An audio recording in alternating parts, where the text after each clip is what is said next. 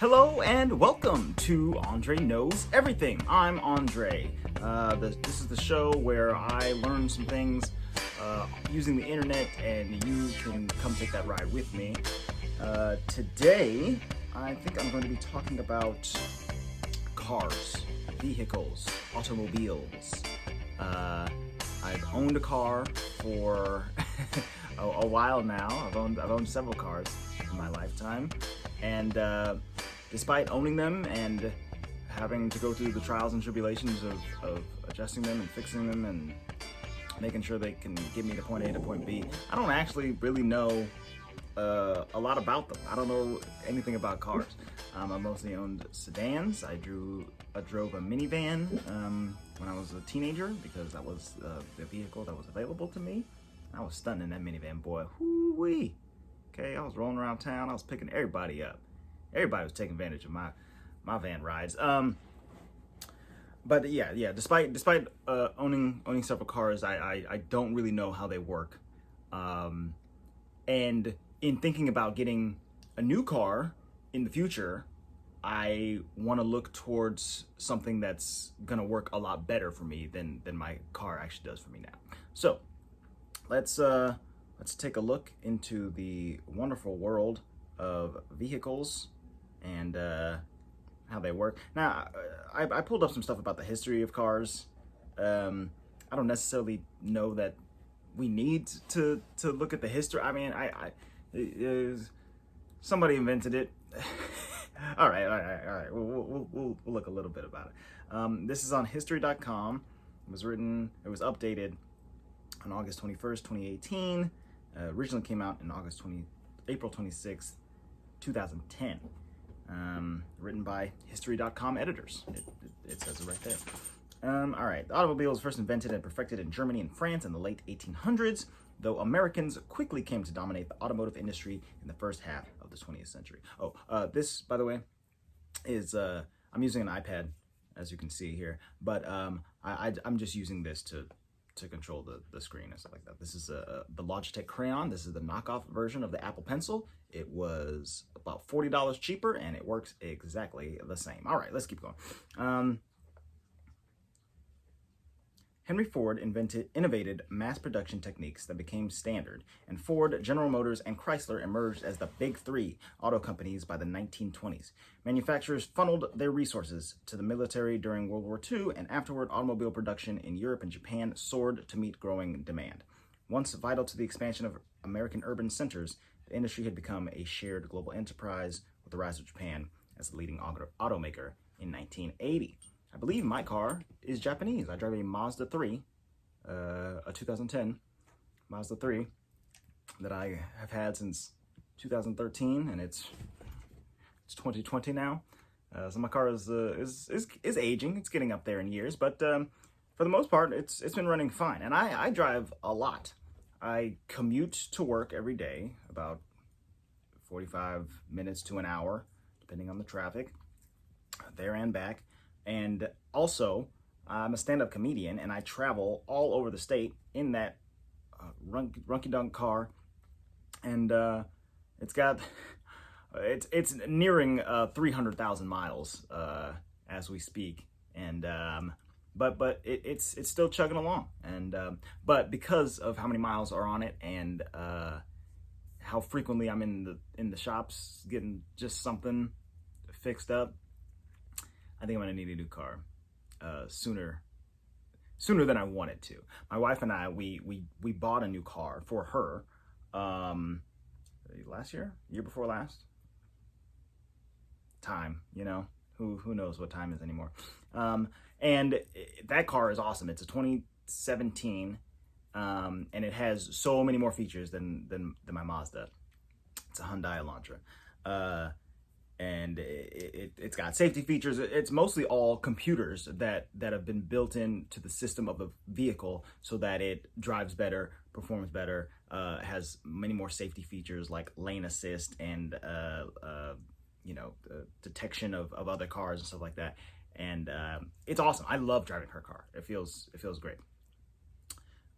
So in the prospect of this episode, I will be looking at not only how cars work, how combustion engines work, but also how electric vehicles work, and what kind of cars are going to be out on the market in the next 5, 10, 15, 20 years. So I can kind of see what I'm going to be getting for myself. So, the history of the automobile, I mean, yeah, that's fun stuff, but let's move on, because I want to know how cars work. I know I put gas in it, I know I turn the key, vroom vroom, engine starts up, and then I put it in drive, and then I put my foot on the pedals, and it moves. But that's basically all I know. I'm on I'm at the U.S. Department of Energy website, Alternative Fuels Data Center. They have this lovely diagram about how gasoline cars work. So let's read this first paragraph, and then I'll look at this diagram. Gasoline and diesel vehicles are similar. They both use internal combustion engines. I knew that. A gasoline car typically uses a spark-ignited internal combustion engine rather than the compression-ignited systems used in diesel vehicles. Use a spark-ignited internal combustion engine rather than the compression-ignited systems used in diesel vehicles. So every time I turn that key, it sounds like some fire shows up, and that is what starts the car. Whereas in a diesel car or a truck or whatever, it's just pressure, compression, right? And then that is what starts the combustion. In a spark-ignited system, the fuel is injected into the combustion chamber and combined with air. The air-fuel mixture is ignited by a spark from the spark plug. Hey, I've had to replace those stupid fucking things before. Although gasoline is the most common transportation fuel, there are alternative fuel options that use similar components in engine systems. Okay, that made sense. A lot of that made sense. Okay, so looking at this lovely diagram here. So the fuel goes into the gas tank, right? The gas is all stored right here in between the two back wheels. And then it looks like the fuel pump and exhaust system push the fuel through where the engine is. The spark happens. The fuel injection system pushes the fuel into the engine, and then that makes car go vroom. Yeah? I guess. Also, there's battery and all kinds of other stuff. The electronic control module, the ECM. The ECM controls the fuel mixture, ignition timing, and emission systems. It monitors the operation of the vehicle, safeguards the engine from abuse, and detects and troubleshoots problems, but not very well, apparently. I mean, I don't know what kind of car this is, but electronic control module, I think that's the thing that they plug into your car to figure out why your check engine light is on, right? And there are little devices that you can get, that you can plug in to your own car, and it'll show you on your phone or on a display of its own the systems that are within your car. I have one of those. I don't use it that often because my check engine light doesn't come on that often. But I think that is plugging into the electronic control module.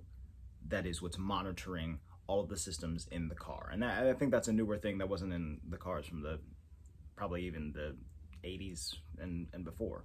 The battery, I know what the battery does. Okay, it turns the lights on in the car.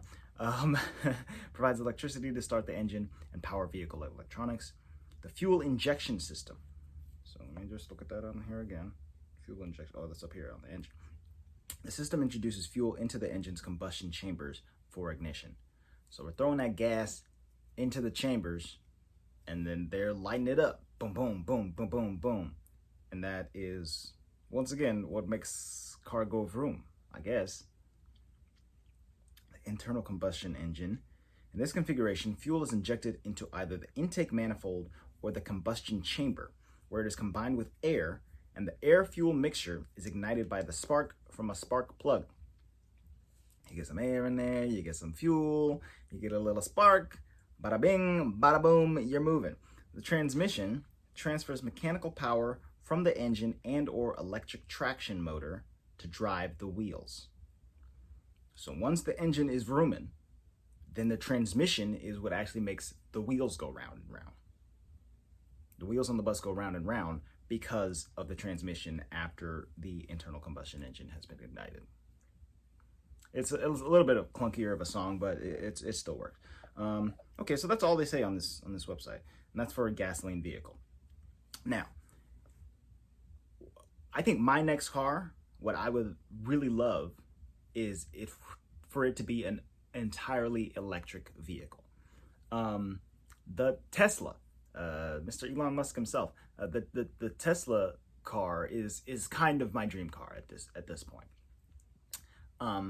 And the electric vehicle aspect of it is part of that, but honestly, the main reason that I want it is because it can drive itself, and that driving it yourself technology is only going to get better and better implemented over time as time goes on. And that's really what I want. What I really, really want from a car is to not have to drive it. I want it to drive me. I want it to be less of a tool and more of a butler, a bus. I don't want to take it from point A to point B. I want it to take me from point A to point B. And that's just me. I've been driving since I was 16 years old. And, you know, before that, getting my permit and driving with my dad and stuff like that. And in the first, like, 6 months of being able to drive, I was like, this is the most amazing thing ever. And I'm going to do it forever. And I love driving, and it's awesome. And I have so much freedom. And then after those 6 months ended, I was like, okay, so I got to pay attention this entire time. And some of these trips are long, and I just got to keep driving and use all of my attention on the road. And I think basically where driving is concerned, I'm fed up with how tired it makes me. You go on a road trip or even your morning commute, and you get out of the car and you're like, oh my God, I've been sitting in the same position. I've not been doing anything except for driving for the past 45 minutes, hour, 2 hours, whatever.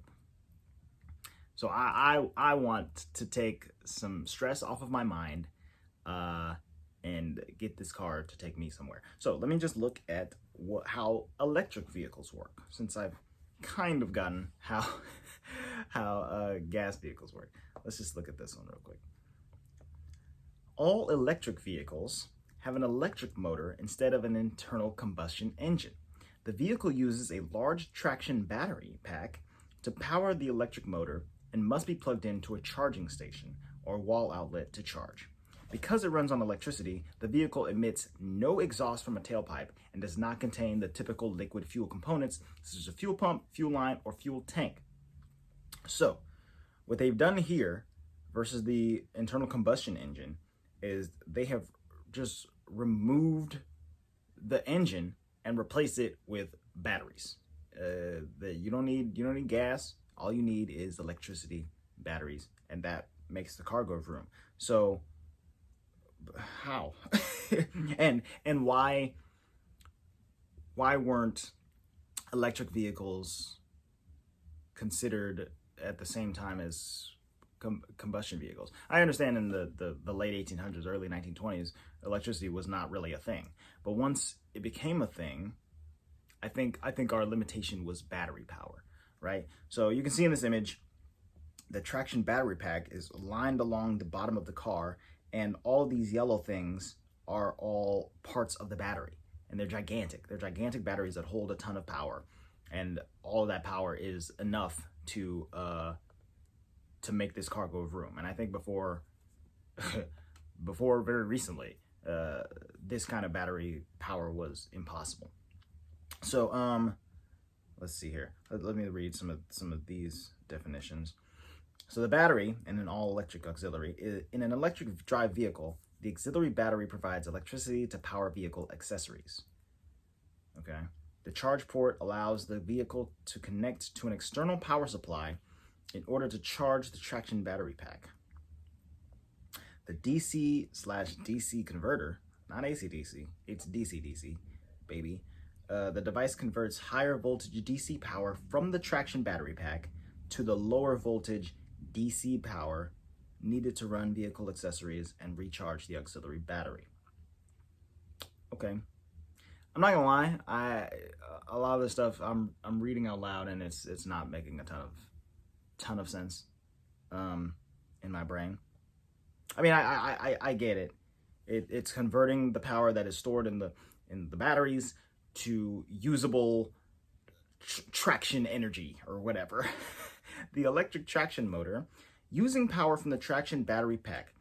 This motor drives the vehicle's wheels. Some vehicles use motor generators that perform both the drive and regeneration functions. Right. And my sister's old car, she had a Honda hybrid. I think there are hybrid vehicles on here as well. But in her Honda, it was a hybrid, so you didn't have to charge it with an electricity port. It took fuel, but when you drove it and you stopped, every time it stopped, it would be recharging its battery using what is this? Motor generators that perform both the drive and regeneration functions. Yeah, so as the wheels turn, they generate power, and when you stop, it is able to charge the battery up and keep it going using less of the actual gasoline fuel, which is cool. It's a cool hybrid, literally, the cool in between. But at the same time, if I could never go to a gas station again, oh boy howdy, So that's the basic thing for an electric vehicle. You plug it in, it collects the battery power, it converts that battery power, and is able to use it to create motion in a vehicle. There's also an onboard charger. There's a thermal cooling system. The system maintains a proper operating temperature range of the engine, electric motor, power electronics, and other components. There's also a traction battery pack, which stores electricity for use by the electric traction motor. And then the electric transmission transfers mechanical power from the electric traction motor to drive the wheels. So from the charge port to the wheels, there's a few systems in place to convert the power and get them into making motion so that your car can go vroom, or like, is that how future cars sound? I don't know. So let's see what else I have pulled up here. I have the Tesla website pulled up.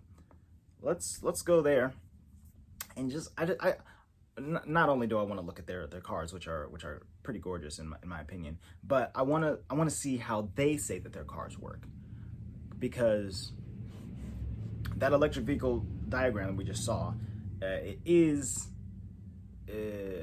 was informative and impressive, but the way that the Teslas work, and their 0 to 60 in 2 seconds, their extremely long range for what they can get on their batteries is kind of crazy. So I would like to see how they work. And maybe I should go back to electric vehicles or combustion engines to learn more about them, since I still have to deal with one, but this is more interesting. So I'm going to Tesla. So I'm gonna buy a Tesla for $31,000, which actually, in comparison to their other models, is cheaper. It goes 140 miles an hour. Goodness gracious! 0 to 60 in 5 seconds. Excuse me. And it has a 250-mile range. They have a long-range version that goes 322 miles. It also goes faster, and it goes 0 to 60 in fewer seconds. And they have a performance version, which gets less range, but is way faster and goes 0 to 60 in less time. Let's just go ahead and check out that standard version. Now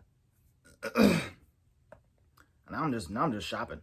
Now I'm just building a car. I thought it was gonna tell me exactly how it was gonna work, but I guess not. Oh, I just added $1,000 for the car exterior. No. Let's do all black. That's what I like. They've also the Teslas are crazy. I sat in one once because my friend was renting one, and it's baller in there. Okay, this gigantic screen is like all of the car's controls. There's like almost nothing on the steering wheel. There's almost nothing behind the steering wheel. There's Very little, you got controls all over your dashboard in a car. They're everywhere. On the steering wheel, there's all kinds of buttons. Back over here on the left side, there's all kinds of stuff. There's your lights, there's the windshield wipers, there's all of that. All of that in a Tesla is on that screen. And because it has so many self-driving features, it allows for that, because you can just be like, hands off, let me just look around over here, which is crazy and exciting, and I want it. Okay, let's see how their autopilot works, because this is once again what I'm really interested in. Self-driving technology. And maybe I'll look up some other self-driving cars and see how they compare to Tesla, who is the standard right now, at least in the US, I assume. Autopilot. Autopilot advanced safety and convenience features are designed to assist you with the most burdensome parts of driving. All new Tesla cars come standard with driver assistance features such as emergency braking, collision warning, and blind spot monitoring. Okay. Emergency braking, collision warning, and blind spot monitoring. So my wife's car, the Hyundai Elantra, has a lot of those features. It doesn't have emergency braking, but it will tell you if you're getting too close to the car in front of you. Collision warning and blind spot monitoring, it kind of has that. It definitely has blind spot monitoring.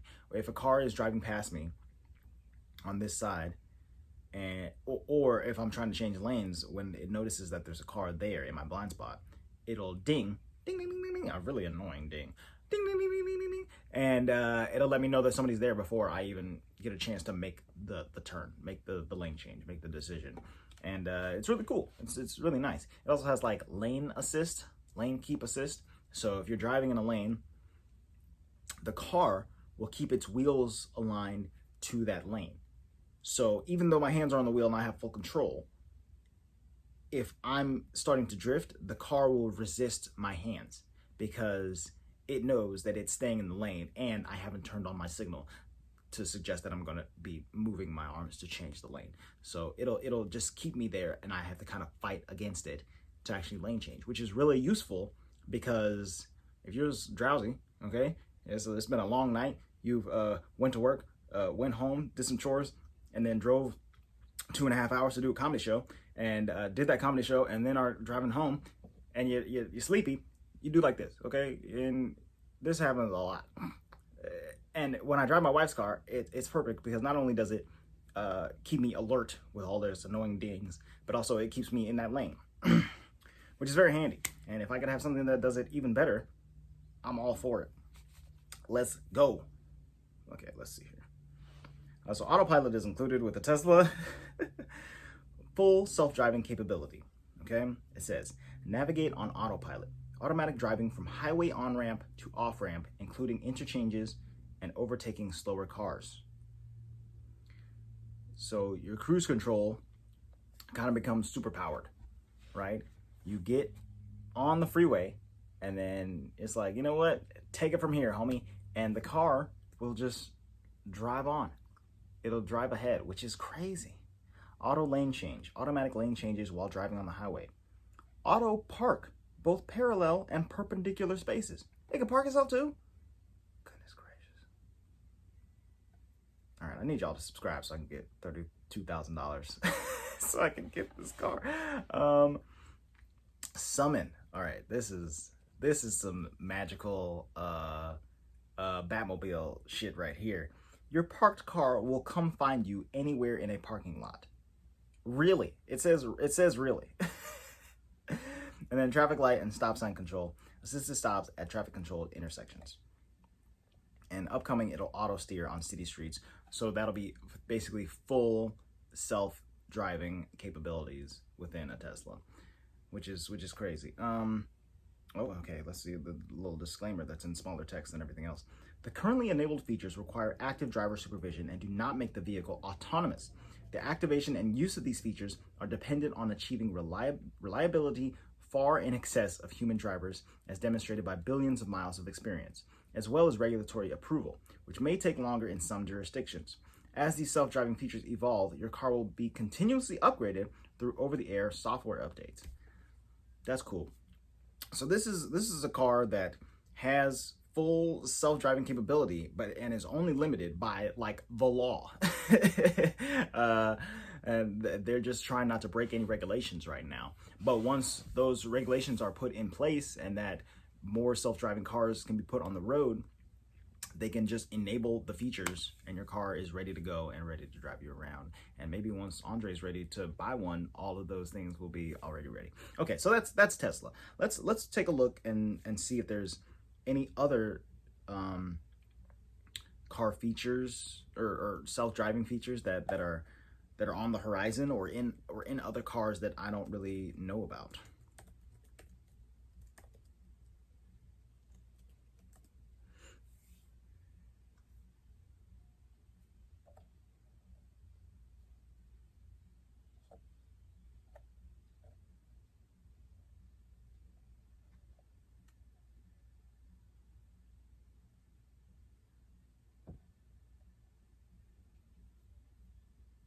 Okay, I'm gonna check out this New York Times article from, what's the date? May of 2020. So this is not that long ago.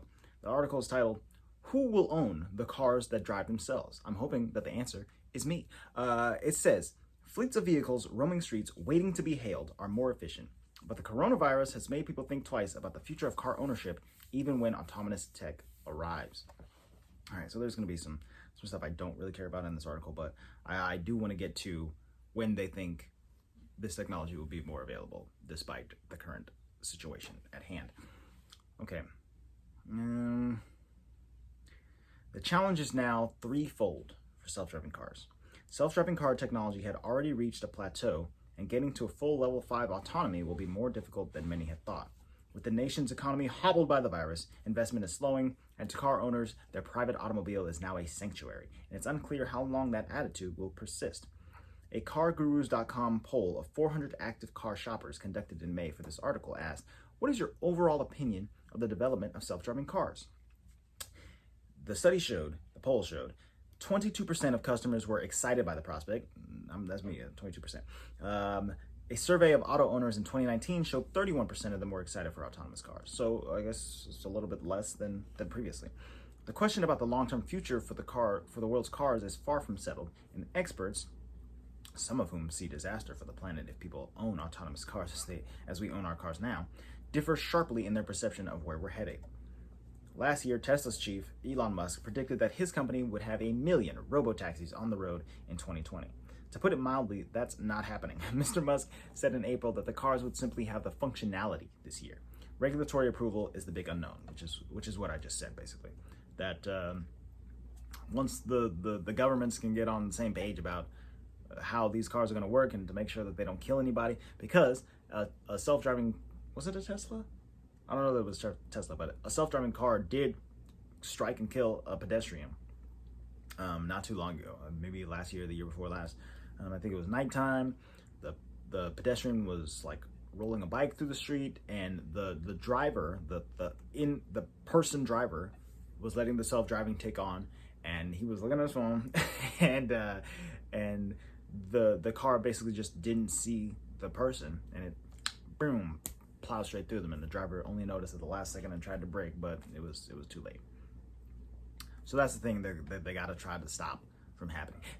And once again, despite my excitement, that's something that absolutely needs to happen before I am going to get one of these. You know, I'm never going to put this thing on if I know that it's a possibility that it can hurt somebody, including me. I don't want it to crush me or drive me into a river or whatever the heck it can do, you know? Okay, let's keep reading this article. The outlook is now cloudy. The top priority of automakers around the globe is to conserve cash and generate revenue as they ramp up plants, said Michael Krebs, this executive analyst for Cox Automotive. That has pushed future technologies like autonomous vehicles and even some electric vehicles not off the stove but to the back burner temporarily. All right, well, this is just looking bleak. Americans had been opening up to the idea of the robo-taxi, but the pandemic is making passengers think about the last person to ride in any rideshare vehicle, driver or no. So that's another thing, is that like Uber and Lyft are car services where a person is coming to pick you up in their car, whereas robo-taxis would be like a fleet of robots that happen to have wheels can come to you, pick you up, you hop in the back seat or the passenger seat, or maybe even the driver's seat, and then the car will take you to wherever you go without you having to personally own that car. So, you know, some people absolutely get around only using Uber right now. You know, they don't own a car. But if you could do that where you don't have to interact with a new person every time you do it, for me, that'd be even better. I'd be able to get to places without having to worry about having to interact with a person, which is awesome. I love not talking to people. As you can see by my solo podcast. All right. So robo-taxis are an alternative version of the self-driving car future, where nobody really owns a car and everybody just takes a robo-taxi. The only cars on the road are self-driving cars that can interface with each other and see each other, talk to each other, and know where to stop and all that jazz. Which is cool, but I think for my future in particular, I would like to own the car that's taking me to places over and over and over again. Even though, purely for my own convenience. Purely because even though I don't want to control the car, I do want to be in control of the car, you know? And if it's not mine, it feels like a lack of control. I would rather own the vehicle that is driving me around. And so on this article, it says, a large percentage of population will look to alternatives like the personal vehicle in lieu of robo-taxis, said Ben Stanley, a global automotive business lead at the IBM unit. You control who's in that. All right, so I want this article to answer the question. Who is going to, what was the question? Who will own the cars that drive themselves? So they're proposing that it's going to be companies, but if people don't want the companies to own the cars, then it's going to have to be the individuals. Robin Chase, a co-founder of Zipcar, which offers hourly rentals, argues that private ownership of self-driving vehicles is a recipe for more congestion and pollution, unemployment for millions of drivers, and huge losses of transportation revenue from taxes, parking, traffic tickets, and registrations. Now, as a person who has gotten many parking tickets in the past, the prospect of not owning a car suddenly becomes quite interesting. If I'm not responsible for where this thing is parking, then I'm not responsible for the ticket, and therefore you're not going to ticket me. Son, not today. Not my hood. She added that attitudes toward the automobile were changing. Most people think of cars in a very utilitarian way. For some of us, cars are a status symbol, but for most, especially millennials, they're a means to an end. People don't want to spend all their money on cars. That's very true. I was just at the mechanic getting a regular oil change on my wife's car, and they were like, hey, something's wrong, you know? You drove it too hard, and now there's a part that needs to be fixed. It's $400, okay? Now, I don't know what your bank account looks like, but mine doesn't have an extra $400 in it. So that's something that I literally have to wait, save up for, go back to the mechanic, and have them fixed at a later date. And it does put a lot of stress on my wife's life. Thinking about, not to mention that we're still paying for that car. You have to pay on top of it to keep it updated. Okay, all right. I see you. Let me know, what would you rather in a perfect future for yourself? Do you want to own a car that can drive itself, drive you anywhere, with very little maintenance on your part, except for when you're taking it to the shop and stuff like that, or when you're parking, or when you have to find a supercharger station to charge your car on a long road trip? Or would you rather kind of take it out of your hands, not own a car at all, and call up a robo-taxi every time you want to go anywhere? You know, that adds a little bit of time to your commute, but you know, in some world they'd be able to make it so that there's just a fleet of robo-taxis everywhere, you know? Maybe nobody at this complex that I live would have a car, but there'd be a parking lot with a bunch of cars all ready to go at any time nearby, you know, within 2 miles of us. So I call up the thing, 2 minutes later it's there, I get in, it drives me wherever I go. I get out, and it goes wherever the fuck it wants to go. I don't give a shit anymore because I'm at my place that I need to be. I kind of like that. And then when I'm ready to leave that place, I just call up the nearest auto car, and it takes me wherever I want to go again. And maybe it's like a subscription service or something like that. I'm not even necessarily paying for it every single time I take one. It's like I pay. It's like maybe you switch your car payment specifically to your robotaxi subscription service. So the $250 I pay a month for my car, instead I'm paying for unlimited access to robotaxis wherever I go for that month, for $250 for that month, and I get the robotaxis. It's a system that I like, but I still feel like it's imperfect in some ways. Let's keep going. Ms. Chase is one of many who look forward to an era of shared autonomy that will take a big chunk of today's autos off the road, freeing up space for people. In this scenario, the cars left on the road will be in use most of the time, efficiently serving a multitude of consumers and eliminating the need for a great deal of parking. Today's cars are, on average, parked 95% of the time. My car's parked right now. Okay, it hasn't moved since earlier when I had to move it, but before that it hadn't moved since yesterday when I got home from work, and it's just sitting there costing me money.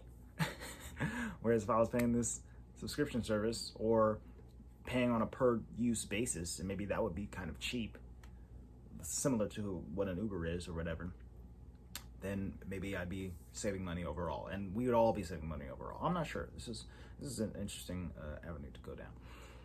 Susan Shaheen, professor of civil and environmental engineering and co-director of the Transportation Sustainability Research Center at the University of California, Berkeley, agreed via email that shared automated vehicles have the potential to support pooled rides and reduced vehicle ownership, but she cautions that more research is needed to understand their full impact on consumer behavior, including vehicle miles traveled. The effect of the virus on consumer perceptions regarding hygiene and the health and safety of shared and pooled vehicles will need to be carefully considered. Yeah, that's another thing. I'm not a very antisocial person, but I'm generally an antisocial person. I don't want to be in a car with strangers. I don't want at all. No. For every time I have to go somewhere, hell no. I have to call my robotaxi and drive an hour to work, and then a bunch of my fucking coworkers gotta hop in there too. Not that I have anything against my coworkers or anyone who works at the place that I work, but that's a whole extra hour I gotta be with y'all. No thanks. Autonomous cars will definitely be shared, said Sam Abuelsamid, the Detroit-based principal analyst at Guidehouse Insights, who cites practical reasons. He added that consumers were already paying $38,000 on average for new cars and trucks, and that especially in the early years, self-driving technology would add $5,000 to $20,000 to the vehicle's price. Self-driving cars will remain unaffordable for a long time, he said. Now, we just looked at Tesla, and it was around $38,000 for like the base model, right? Which is a lot of money. My wife and I paid, I think, $19,000, are paying $19,000 for our current car, which is only a year or two old when we got it. So yeah, that's an extra $20,000 basically for a newer car, you know, but that has a lot more features and stuff like that, and I'm willing to pay. Let's go. I still want the answer to the question: who is going to own the cars that drive themselves? And I want the answer to be me, but it hasn't said that yet. So the companies would be getting fleets of cars, right? The cost of the fleets fielded by Uber, Lyft, and other such services are borne by their gig economy drivers. But the switch to autonomy could require ride-hailing services to become large-scale fleet owners or leaseholders.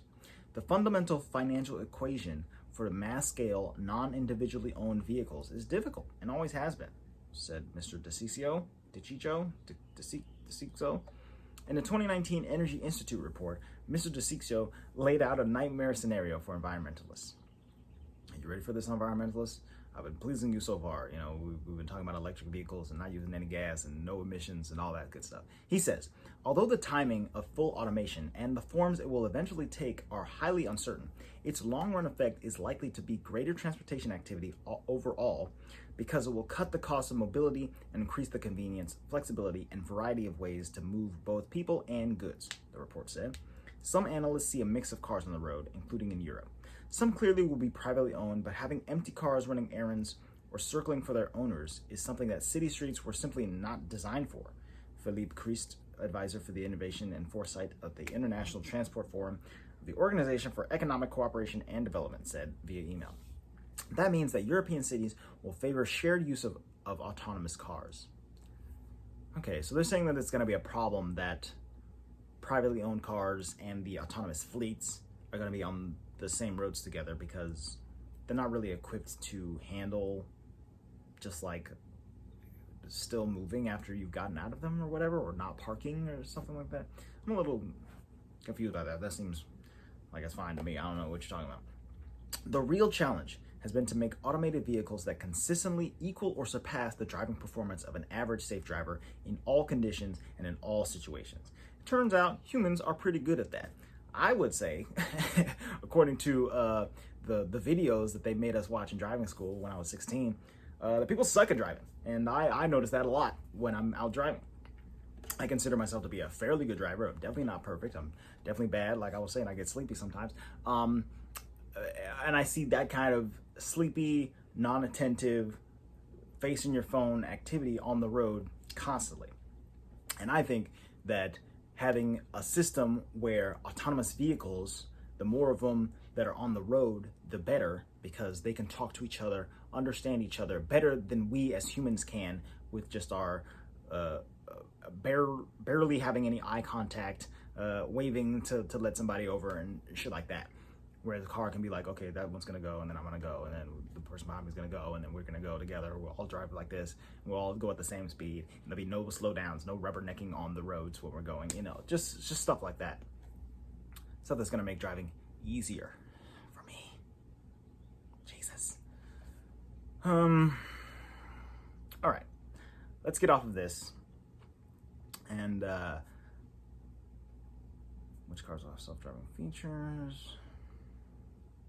I believe I pulled up some future stuff. Okay, because not only that was talking about like the immediate future, right? The end of this year, the beginning of next year. When will we have these cars on the road? I kind of want to talk about a little bit farther into the future. What are cars going to look like in the next 10, 15, 20 years? And how will they perform? This is on a website called theconversation.com. Academic rigor and journalistic flair. Okay. It says cars will change more in the next decade than they have in the past century. Let's just cut to a very different driving experience. The first major difference we might notice between today's cars and those of 2030 are their names. Just as Apple and Samsung have taken over a mobile phone market that Nokia and BlackBerry once dominated, Tesla, Apple, Dyson, and Google could become the most recognized automotive brands of the future. Go fuck yourself, Ford. They'll likely look a lot different too. From the outside, the large air intakes and front grills that cool our combustion engines will no longer be needed, while wing mirrors will be replaced by cameras and sensors. Windows can be larger to allow liberated passengers to enjoy the view, or near non-existent to provide privacy. The Mercedes-Benz Vision Urbanitech demonstrate these radical new looks with a modular vehicle that can switch bodies to either move cargo or people. That's weird. I think that's this one. Is that Mercedes? Yeah. Personally, I think this looks ugly as fuck. I don't think this looks good at all. It definitely looks like a car from the future. It looks like a Blade Runner car or whatever, but it doesn't necessarily look great. But if the car is driving itself and it's less of an extension of me, and it's just like the tool that I happen to be in to get me to where I'm going, I guess I don't care really what it looks like. And if I can black out all the windows, because it doesn't matter if anybody can see me or not, then it won't matter if anybody knows that that's my car. Okay.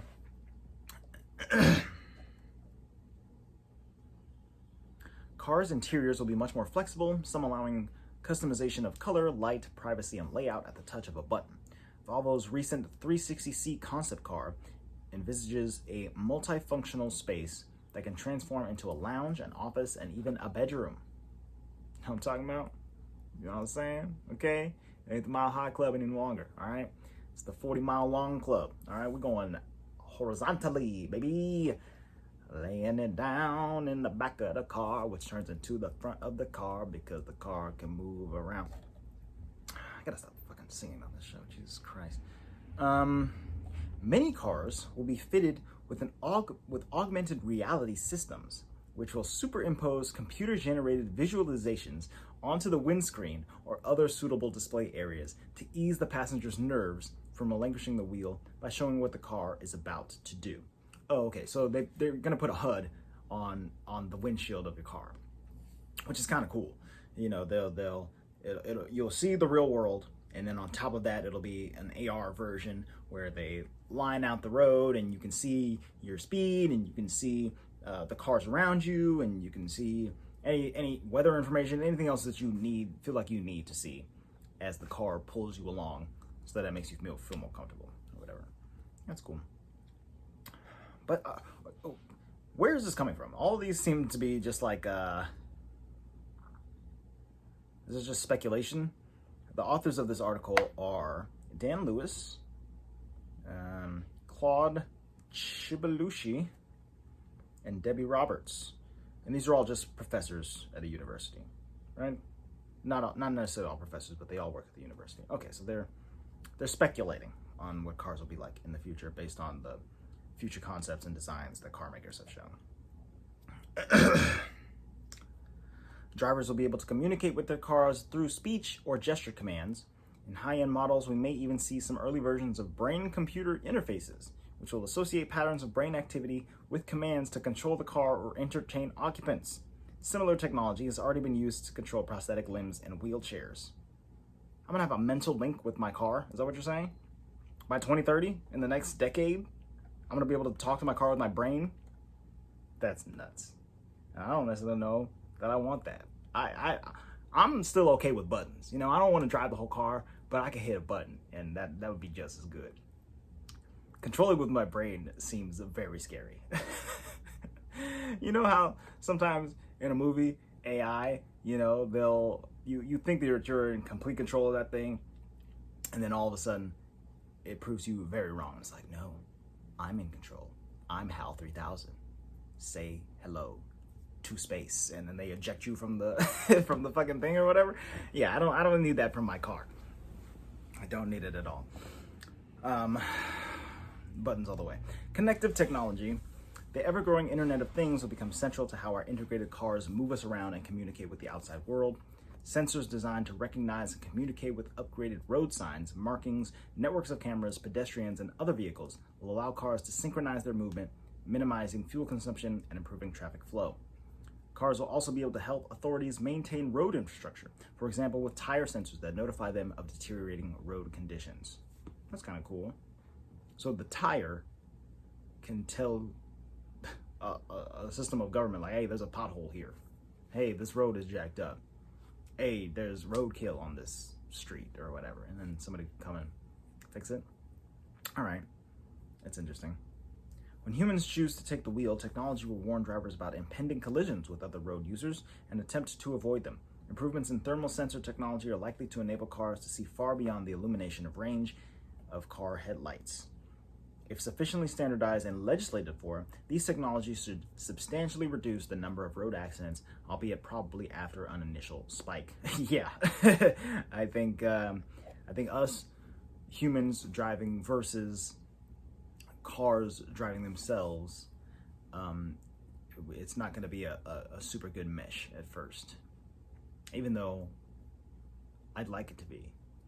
And that if I know that a car is autonomous, I can adjust the way that I drive to accommodate them, or not even have to necessarily accommodate them, but just knowing that car is driving itself, I'm not gonna be like waving down the driver or anything like that. So that's gonna have to be like a standardized signal, you know, something's gonna have to flash on that car's windshield or something like that, saying like, hey, homie in here is not driving. I'm the car, I'm driving, I'm the captain now.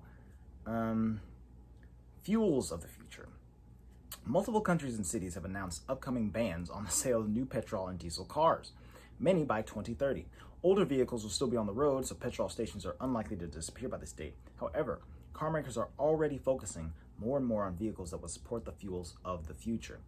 That's interesting right there. So the longer I keep my gas car, and the more that people adopt newer all-electric vehicles that aren't relying on gas, the lower the gas prices are gonna get over time. Now, if I still have this hunk of junk by 2030, there's a problem.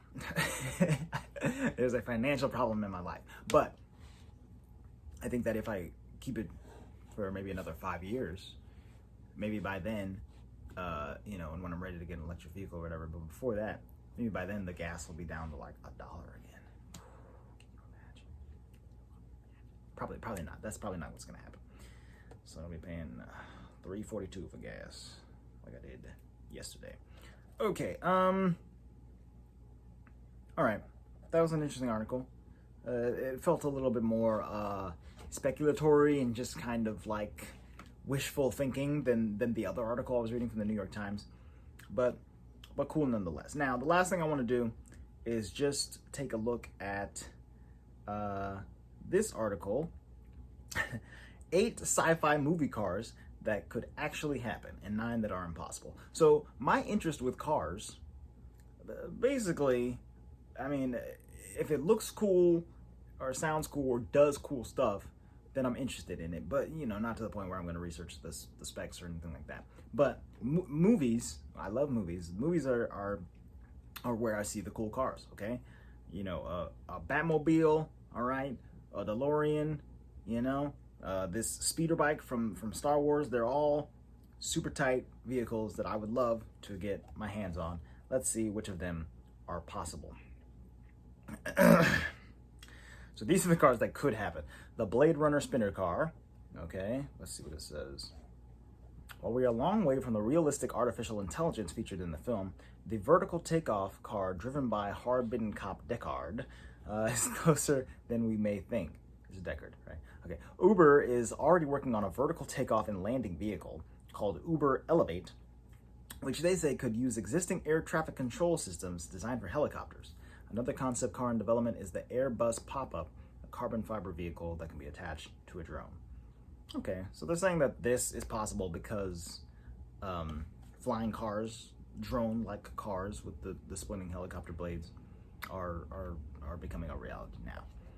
Okay, the hydrogen-fueled Lexus from Minority Report is possible. Let's keep going through these.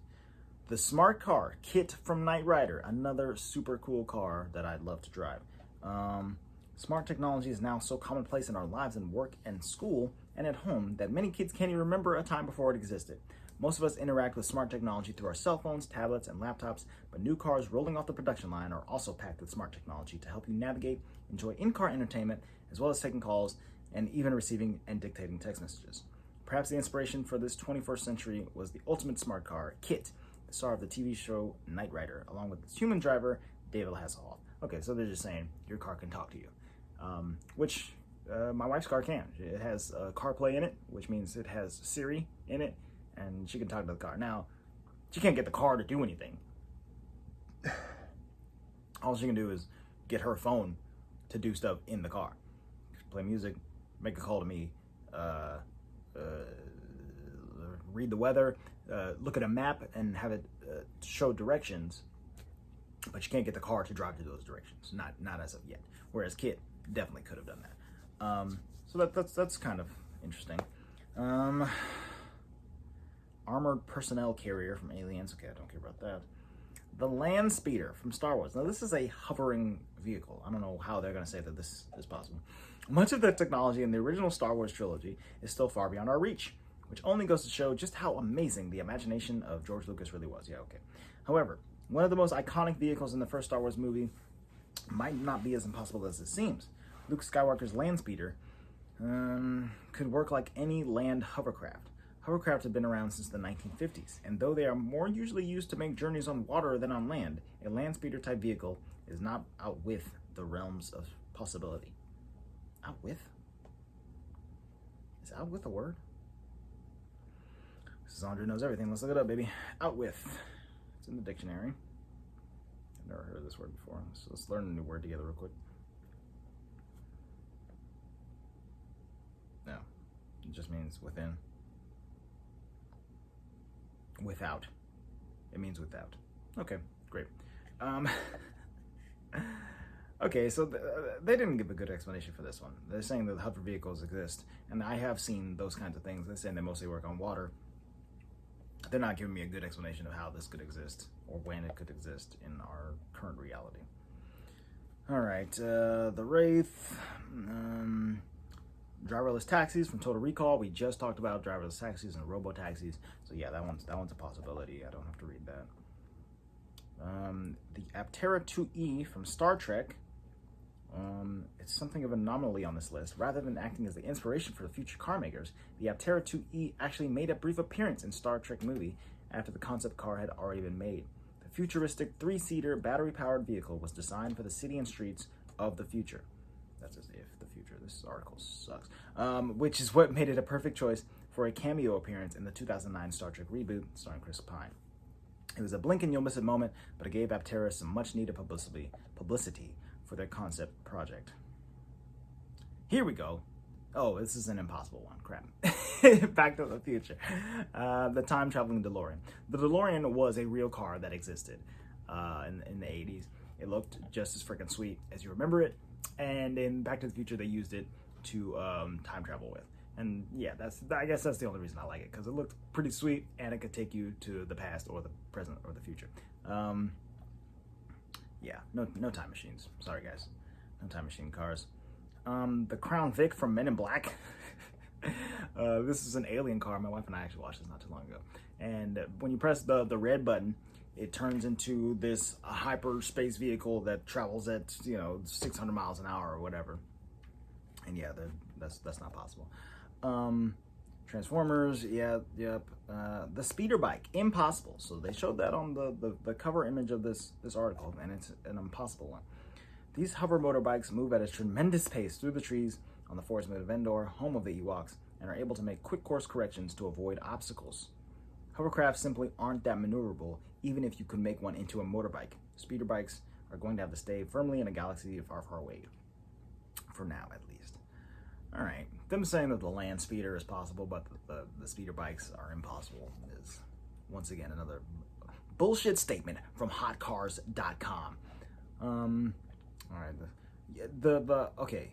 I'm not going to lie. I came to this website to talk about the Batmobile, and I'm on number 4 of 17, and I haven't seen it yet. If we get to number 1 and it's impossible, I'm going to lose my whole shit. Impossible, the Light Runner from Tron Legacy. Now, this is a sick bike, okay? It looks so cool, and it's a trail of energy that it leaves behind, and that becomes a wall that you smash into. Is really cool, but yeah, obviously impossible. Impossible, the Ecto-1 hearse from Ghostbusters. Now, from my memory of Ghostbusters, this is just a car that opens up its doors so that you can shoot ghost rays out of it. Why is this impossible? What is impossible about this vehicle is the technology on the inside of the Ecto-1, which purports to be able to catch and store ghosts. All right, get out of here. This is totally a car that you can have. And number 1 is Optimus Prime. And they didn't mention the Batmobile in here at all, and it's a bunch of bullshit. Get out of here, hotcars.com. I don't care about none of y'all anymore. Okay, we've been talking for an hour. I learned a fair amount about how an actual car works, even though I still couldn't pop the hood of mine and fix it or anything. We learned about electric vehicles and the future of driving and technology that is going to help us drive in the future. And we speculated a little bit about what cars are going to look like, and we looked at some sci-fi cars. I think we're basically done. Did I have any other stuff that I wanted to hit on? No, I guess not. I think we'll end it here. Thank you guys so much for listening to Andre Knows Everything. I definitely know more about cars now than I did yesterday. I want y'all to shout me out in the comments. Let me know what your favorite type of vehicle is. what you want the future of cars to be. Are you down to get a Tesla or something similar that would drive you to places without you having to put any effort into it, like I want to? Maybe, you know? Let me know. Let me know in the comments down below. Guys, follow me. I'm at Andre Morton Jr. on Facebook, Twitter, Instagram, all those places. Give me an ad. Shout me on the comments. Subscribe to the show. Give me a 5-star rating on iTunes, Spotify, Pocket Cast, YouTube. Give a like, subscribe, rating, hit the notification bell so you know when new episodes are coming to you. I host another podcast called The Walt Vault. I'm wearing the shirt right now. It's pretty sick. Follow me there. That's at The Walt Vault Pod. All the links are in my Linktree description and in the description for this episode. That's been it for now. I know more now today than I did yesterday. Bye.